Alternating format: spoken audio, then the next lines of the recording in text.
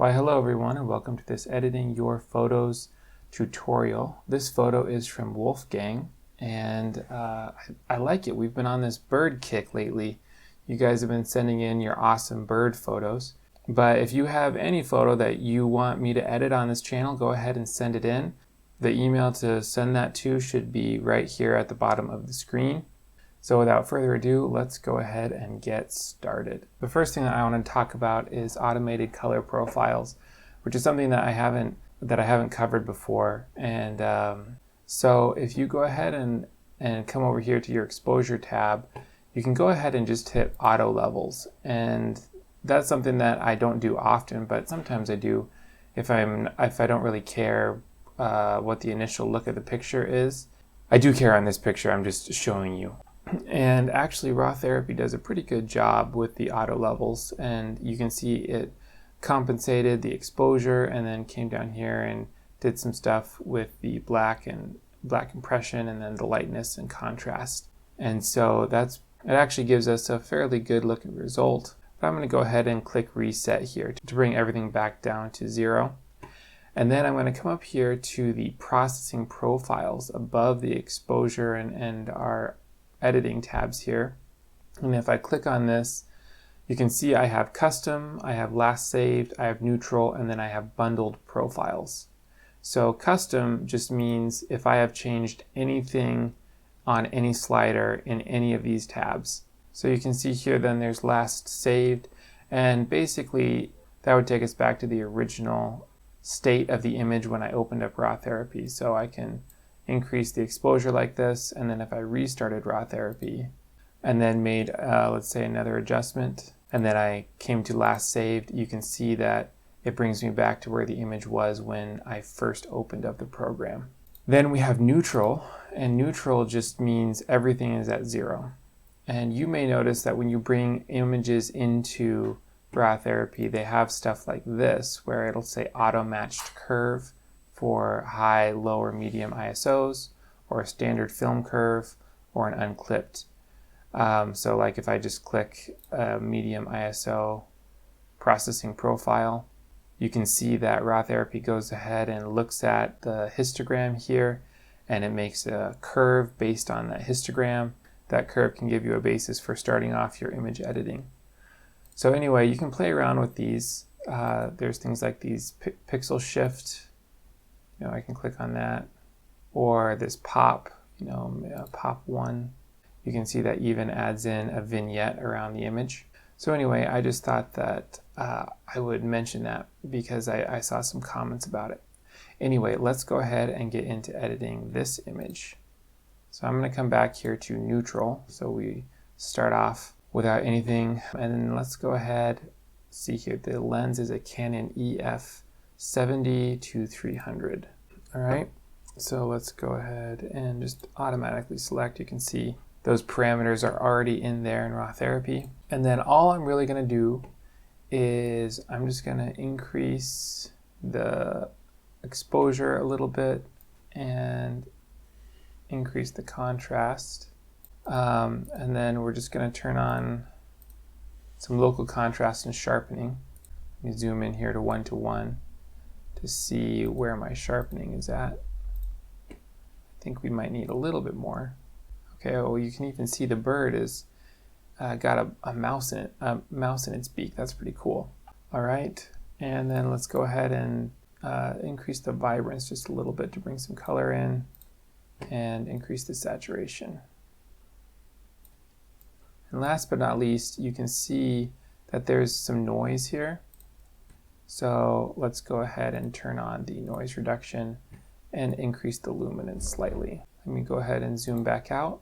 Okay, I'm gonna just make one quick adjustment, and that is you can see right here on the bird's thigh, we've kind of overexposed a little bit. So I'm gonna bring that back just so that we don't have that giant white patch there.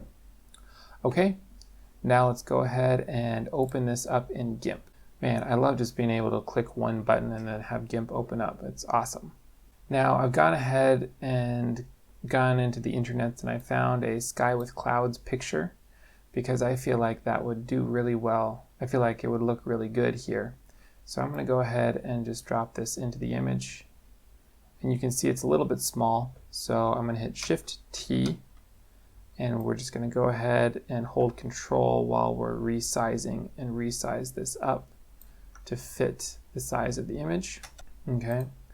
Next, I want to look at my clouds and see here where is it looks like the light source is coming from the upper right hand corner here.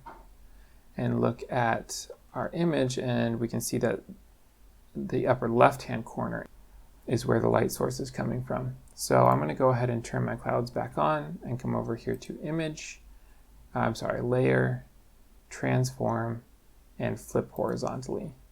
That way all the light is coming from the same direction. Next I'm going to go ahead and grab this image and Control Shift D to duplicate it. And then come here to Colors, Desaturate, and Desaturate. Okay. Once we've done that, I'm going to come here to Colors and Levels. And I'm going to grab the white color picker here and I'm just going to click on the sky. That's going to make that 100% white.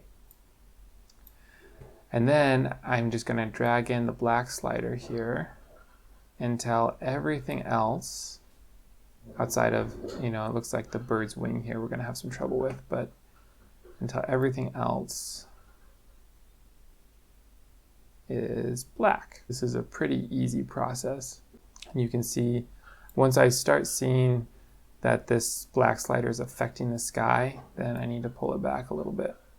Okay, so something like that. I'm going to click OK. And then I'm going to hit Control A to select all, and then Control C.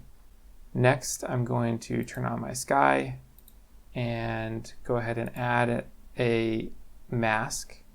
And it doesn't matter white or black, just go ahead and click OK. And then with the mask selected, and I haven't deselected my original selection, I'm going to hit Control V and then click this right here to paste my black and white selection over the mask in order to give myself a mask. Next, I can just turn off that original black and white layer.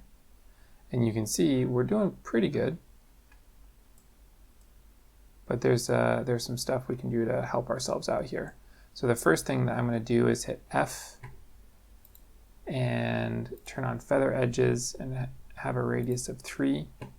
And I'm just going to go ahead real quick and outline around the bird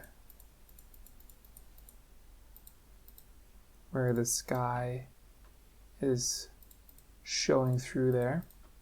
Okay, and then hit Shift B. Make sure my image mask is selected and make sure I have white selected. Oh, I'm sorry, black. There you go, black selected. And we can bring all that back in. And then I can hit Control Shift J to zoom out. Okay, so now that we've done that, let me go ahead and right click on our image mask and come down here to Mask to Selection. And you can see that we have all of these little holes here. So let's go ahead and come here to Select and Remove Holes. And then we can hit Shift B and go ahead and fill that in with white just to get rid of all of those holes. And you can see our image looks much better now. And now this is what I like to do. I like to go ahead and grow my selection by, let's say 3 pixels. And then I like to feather that selection by 2 pixels. And then go ahead and fill that with white again. Okay, and now if I hit Control Shift A, you can see that we've got a little bit of problems going on here. That we've gone a little bit too far. Maybe 3 pixels was too much. So let me Control Z back out. And maybe let's just shrink by grow by 1 pixel. And then let's go ahead and feather by 1 pixel. That looks much better. We've still got some issues there. And now what we can do is just pull back the opacity a little bit. And I think we might need to change the colors here of the sky. Bring the lightness up a little bit. Shift the hue just slightly. And then come here and grab the highlights and shadows, and here in the shadows. And then go ahead and grab the saturation and bring back the saturation just a little bit. So at a quick glance, this doesn't look too bad. You can see down here that there's still some issues, and you know, I could spend a lot of time. Probably what I would do is go back and make a second mask to really fix those issues right there. So let's go ahead and do that. Actually, let's just right click and say mask to selection, and let's go ahead and grow by 1 more pixel and feather by 1 more pixel. And then we can hit P on our keyboard to grab our brush, and let's just increase the size and then just paint over that. There we go. I feel like this is still a little too...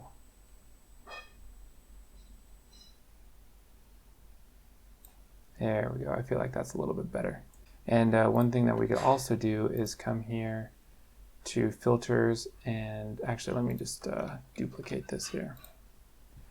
And then we can go filters and blur and add in a blur maybe of 5, something like that, just to give a little depth of field. The 5 might be too much. No, I kind of like it. Okay, the last thing that I'm going to do is go ahead and grab my ellipse tool. And I'm going to just place that over the bird and right click and then hold down Control and just draw out a circle like that. And then hit Control Shift N to add in a new layer. And then let's see here, let's go to Select and Feather. And let's bring this up to 250, which I believe is the largest amount possible. And then let's do that again, feather by 250. And then hit Control I and change our color to black, and hit Shift B to get our paint bucket tool and go ahead and fill that in. Now we have a nice looking vignette. And then of course we can just bring the opacity of that back down. We want that effect to be fairly subtle, but it just kind of draws our eye there. I like that the bird is here in this third. I actually like this amount of sky over here, so I don't want to crop the image. So anyway, Wolfgang, thank you so much. This is an amazing, amazing image. I really appreciate you sending it in to me. If you have an image you want to send in, feel free to send one in. I hope you guys are all being safe out there and social distancing. Thank you guys so much for watching. I really appreciate it. Have fun editing, and I will see you next time.